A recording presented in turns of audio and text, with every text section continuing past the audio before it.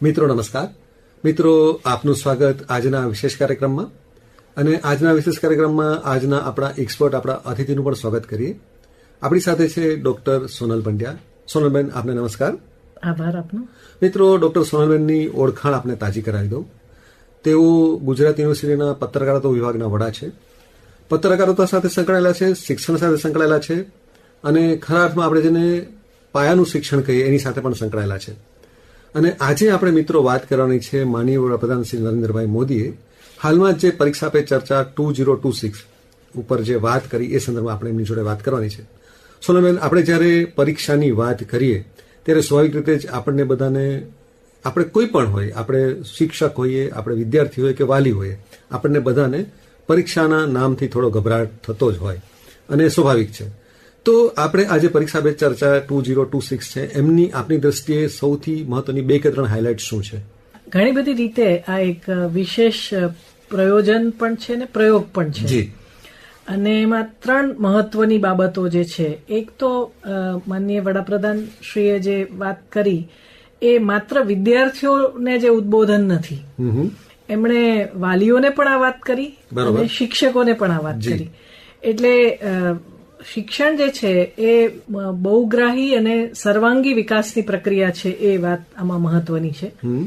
અને બીજી મહત્વની વાત કે પરીક્ષાનો જે ડર, ભય, એ કેવી રીતે તમે એમાંથી ઓવરકમ થઈ શકો, બરોબર, અને પરીક્ષાથી પણ તમે ઉપર વિચારો. અને ત્રીજી વાત એમણે જે મહત્વની કરી એ છે ટેકનોલોજી. બરોબર. આપણે એવું માનીએ છીએ કે ટેકનોલોજીના કારણે કેટલીક વાર વાંચન ઘટ્યું છે કે કેટલાક બાળકો શિક્ષણથી વંચિત થયા છે. તો એમણે ત્રીજી મહત્વની વાત એ કરી કે ટેકનોલોજીનો ઉપયોગ તમે શિક્ષણમાં કેવી રીતે વધારે સારી રીતે કરી શકો. આ 3 મહત્વની બાબત છે આખી એમની વાત અને રજૂઆત. જી, આપણે આ 3 વાત વિશે વિગતથી વાત કરીશું. સૌપ્રથમ આપણે એ વાત કરીએ ડોક્ટર સોનલબેન કે આ સૌથી મહત્વની વાત કે આ પ્રયોગ શા માટે મહત્વનો છે, અથવા તો શા માટે બીજા બધા પ્રયોગ કરતા અલગ છે આ પ્રયોગ?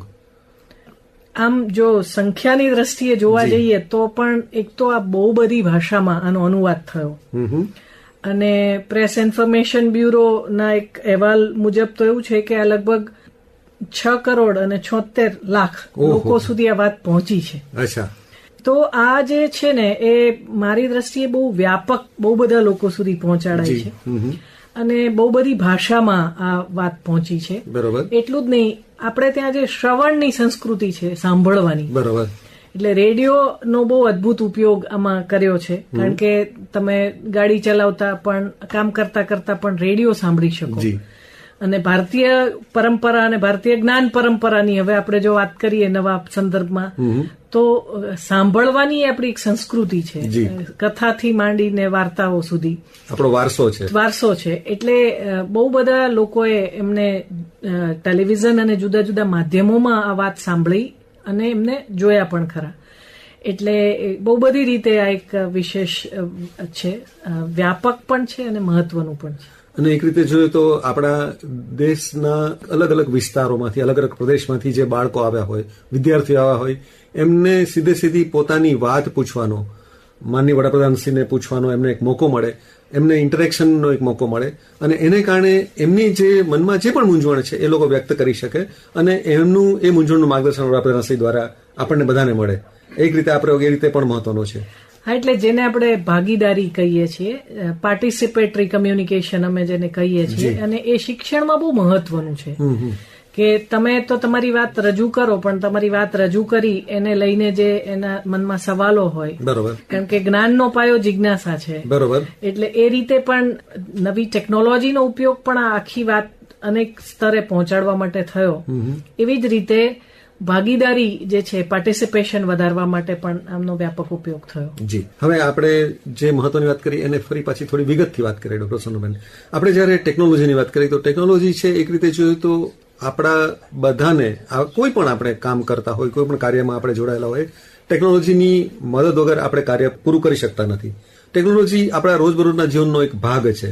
પણ વડાપ્રધાનશ્રીએ એ પણ કહ્યું કે ટેકનોલોજીને આપણે જો યોગ્ય રીતે ઉપયોગ ન કરીએ તો આપણા શિક્ષણમાં એ અવરોધ બની શકે.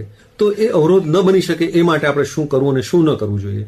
એમણે આમ તો મહત્વની 2 વાતો જે છે ટેકનોલોજીને લઈને એક એનો ઉચિત ઉપયોગ, બરોબર, એટલે વાઇસ યુઝ જેને તમે કહો છો, ડાપણભરો ઉપયોગ, બરોબર, જેને એની ઉપર એમણે વિશેષ ભાર આપ્યો છે. ને બીજું જે છે એણે એવું કહ્યું છે કે એઆઈ આવ્યા પછી, ખાસ કરીને આર્ટિફિશિયલ ઇન્ટેલિજન્સ આવ્યા પછીથી તમારી જે વિચારોની દુનિયા છે એના પર તમારે પૂર્ણ વિરામ ના મુકાઈ જાય એ જોજો, અને તમારી મૌલિક વિચાર શ્રેણી જે છે એને માટે આ અવરોધક ન બને એ જોજો. બરોબર. અને ત્રીજી વાત એમણે એવું કરી કે ટેકનોલોજીનો ઉપયોગ જે છે એ કૌશલ્ય વૃદ્ધિ માટે કરજો. બરોબર છે. કારણ કે સ્કિલ જે છે એ તમને તમારી રોજગારની તકો વધારે છે, અને આ નવી ટેકનોલોજી દ્વારા ઘણા બધા એવા વિષયો છે કે જે તમારી કૌશલ્ય ને જે શીખવાની છે એમાં વૃદ્ધિ કરી શકે. તો આ 3 બાબતો છે જેને લઈને, એટલે આપણે જે હંમેશા એવું માનતા હોઈએ છીએ કે ટેકનોલોજી જે છે એ શિક્ષણથી કે વાંચનથી દૂર લઈ જાય, બરોબર, પણ નવી જે આધુનિક ટેકનોલોજી છે એ બહુ સારું શિક્ષણ આપવામાં પણ એટલી જ સક્ષમ છે, જેના ઉપર એમણે વિશેષ પ્રકાશ પાડ્યો છે. એટલે એક રીતે જોઈએ તો જવાબ છે આપણા હાથમાં છે કે આપણે ટેકનોલોજીનો કઈ રીતે ઉપયોગ કરીએ છીએ. જો આપણે એનો યોગ્ય રીતે ઉપયોગ કરીએ તો ટેકનોલોજી આપણને શિક્ષણમાં પણ બહુ સારી રીતે સહાયરૂપ થાય એવું આપણે કહી શકીએ. હા, અને એ વિષય પર એમણે વિશેષ ભાર પણ આપ્યો છે કે તમારી મૌલિકતાને અકબંધ રાખજો, એ વિષય એમણે ખાસ મૂક્યો. બરોબર છે. યસ.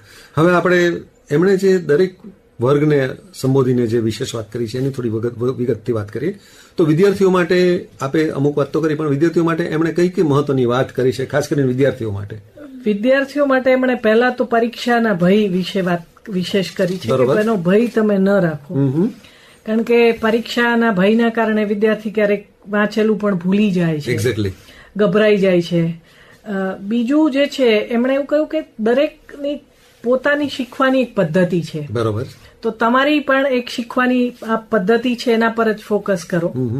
ત્રીજી જે મારી દ્રષ્ટિએ બહુ મહત્વની વાત છે કે તમે પરીક્ષાથી ઉપર ઉઠીને શિક્ષણ વિશે વિચારો, કારણ કે આપણે એવું કહીએ છીએ કે ભાઈ આજના વિદ્યાર્થીઓ એ પરીક્ષાર્થીઓ બની ગયા છે, તો એમણે કહ્યું કે પરીક્ષા અને માર્ક મહત્વના છે, પણ પરીક્ષાથી ઉપર ઉઠીને વિચારો. ને ચોથી વાત જે છે કે તમને માર્ક ન આવે પણ તમને વિષયનું જે ઊંડાણ છે એનામાં તમે જવાનો પ્રયત્ન કરો, એટલે કન્સેપ્ટ ઉપર ભાર આપો. બરોબર છે. અને વિશ્વમાં જે સારા શિક્ષણ આપતા દેશો જે છે એમાં પણ આ વિષય પર વારંવાર વાત કરવામાં આવે છે કે જે તે વિષયનો મૂળ સિદ્ધાંત જે છે તમે સમજો. જી. માત્ર તમે માર્ક લાવો છો એના પર ભાર આપવો પડે, પણ એનાથી વધારે ભાર તમે મૂળ સિદ્ધાંતની સમજણ ઉપર આપો, એના એવી સલાહ એમણે વિશેષ તો વિદ્યાર્થીઓને આપી છે. જી. હવે આપણે પરીક્ષાની વાત કરીએ ત્યારે ડોક્ટર સોનલ, આપણે જયારે પરીક્ષા ઘરમાં વિદ્યાર્થીની લેવાતી હોય પણ એમાં વાલીઓનું પણ એક રીતે જોઈએ તો આપણી ભાષામાં ઘણી વાર વાલીઓ પણ બહુ વધારે પડતા સચેત થઈ જતા હોય અથવા તો વધારે પડતા ટેન્શન આવી જતા હોય પણ બનતું હોય, તો વાલીઓને આપણા વડાપ્રધાનશ્રીએ કઈ વાત કરી કે એમણે કઈ વાત ઉપર ધ્યાન આપવાનું છે, એની શું એમણે વાત કરી? નવી અથવા તો રાષ્ટ્રીય નીતિ, શિક્ષણ નીતિ અંતર્ગત પણ આ વિષય પર વાત વારંવાર કરવામાં આવે છે. ને અત્યારે નવા સંદર્ભમાં એક જે શબ્દ વપરાય છે એ છે પોઝિટિવ પેરેન્ટિંગ. બરોબર. એટલે મા બાપ તરીકે જે છે એમાં તમે બાળક શીખી શકે એવું વાતાવરણ પૂરું પાડો. બરોબર. એટલે માનનીય વડાપ્રધાનશ્રીએ આના પર વિશેષ વાત કરી છે કે તમે ઘરનું જે વાતાવરણ છે થોડું હળવું રાખો. જી, એ જવાબદારી માતા પિતાની છે. હા હા. અને જેથી કરીને એનો ભાર ન રહે. બરોબર. અને મને એવું લાગે છે કે આ વસ્તુ બહુ મહત્વની છે. આપણે એવું માનીએ છીએ કે આ શાળા અને હવે આ ઘર, પણ બાળક માટે સમગ્ર વાતાવરણ એના મનોજગતને અસર કરતું હોય છે. ત્યારે ઘરનું વાતાવરણ એવું હોય કે જેમાં વિદ્યાર્થી શીખી શકે, હળવો રહી શકે અને એનો ભાર એ ન અનુભવે, એના પર એમણે વિશેષ ભાર આપ્યો છે. અચ્છા, હવે શિક્ષકોની એમણે કઈ ભૂમિકા આ સંદર્ભમાં કરી છે? કારણ કે શિક્ષકોની ભૂમિકા પણ હવે ફક્ત ક્લાસરૂમ પૂરતી મર્યાદિત નથી, તો વડાપ્રધાન શ્રી શિક્ષકો માટે શું સંદેશ આપે છે? આપ જાણો છો કે શિક્ષણમાં શિક્ષક જે છે એ માત્ર વિષયનો વાહક નથી. બરોબર. એ વિચારોનો પણ વાહક છે, જેને આપણે નોલેજ, સ્કિલ અને એટીટ્યુડ કહીએ છીએ, જ્ઞાન અને કૌશલ્ય અને અભિગમ, બરોબર, જેનાથી માણસ બને છે. શિક્ષણના 3 પાયાઓ ઉપર એમણે ખાસ તો શિક્ષકોને આ પોતાના વક્તવ્ય દરમિયાન કહ્યું છે કે તમારી જે ભૂમિકા છે, શિક્ષકોની જે ભૂમિકા છે એ માત્ર વિષયની સમજણ પહોંચાડવા પૂરતી નથી. બરોબર. વિદ્યાર્થીઓમાં આત્મવિશ્વાસ કેળવાય અને એમનો સર્વાંગી વિકાસ થાય. બરોબર. આ બંને બાબતો જે છે એ કેળવવાની જવાબદારી એ શિક્ષકની છે. જી. એટલે એ વિદ્યાનો વાહક તો છે જ, પણ એની સાથે શિક્ષક થકી જ વિદ્યાર્થી છે એ અભિગમ પણ એમનામાં વિકસે એના પર એમણે વિશેષ ધ્યાન આપ્યું છે. બરોબર. હવે આપણે જયારે ડોક્ટર સોનલ, આપણે જયારે વિકસિત ભારત 2047 એટલે 2047માં ભારત એક વિકસિત રાષ્ટ્ર બને એ માટે વડાપ્રધાનશ્રીનું પણ સ્વપ્ન છે અને આપણે બધા એમાં યોગદાન આપવાનું છે. તો એ સંદર્ભમાં પરીક્ષા પે ચર્ચામાં જે વાત થઈ એ કઈ વાત મહત્વની છે?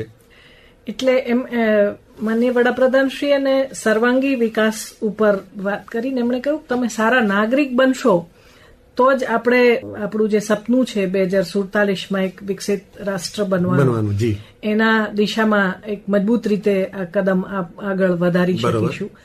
એટલે તમારા શિક્ષણ અને પરીક્ષા અને જેને આપણે જ્ઞાનની વાત કરીએ છીએ એની સાથે તમારા વ્યક્તિત્વ ઉપર પણ ધ્યાન આપો. એટલે બહુ જ ટૂંકમાં જો આ વાત કહેવી હોય તો બહુ જ મહત્વની વાત જે આખી એમના પ્રવચનમાંથી બહાર આવે છે એવી છે કે માની લો કે તમે નિષ્ફળ પણ થયા, બરોબર, પણ નિષ્ફળતા કાયમી નથી. એક્ઝેક્ટલી.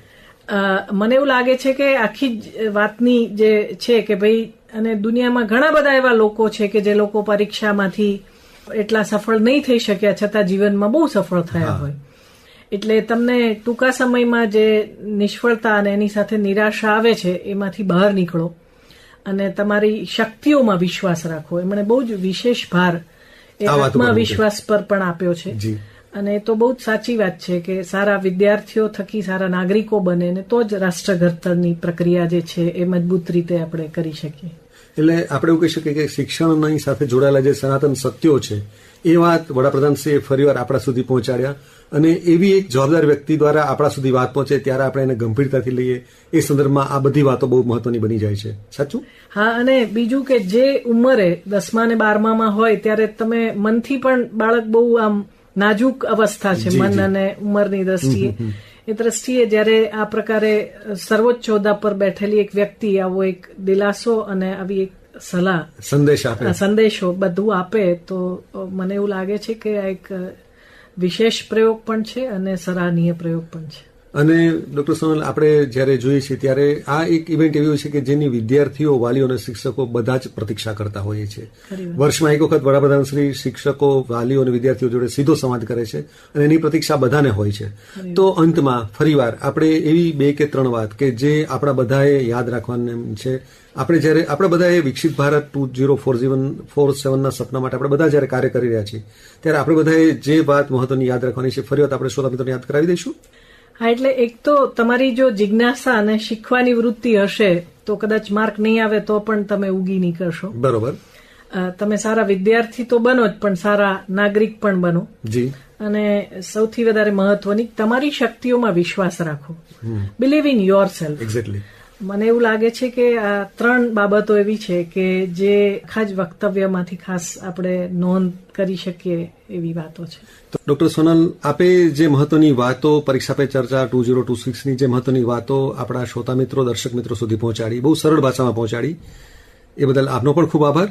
અને મિત્રો, આપણા વડાપ્રધાનશ્રીએ જે મહત્વની વાતો આપણા સુધી પહોંચાડી છે એ આપણે શિક્ષક હોઈએ, વાલી હોઈએ કે આપણે વિદ્યાર્થી હોઈએ, આપણને જે વાતો આપણા સુધી પહોંચાડવામાં આવી છે એનું આપણે પાલન કરીએ અને આપણે વિકસિત ભારત 2047નું જે સ્વપ્ન છે સાકાર કરવામાં આપણું પણ યોગદાન આપીએ, સક્રિય યોગદાન આપીએ. આશા સાથે આપ સર્વેનો ખૂબ ખૂબ આભાર. નમસ્કાર. આભાર.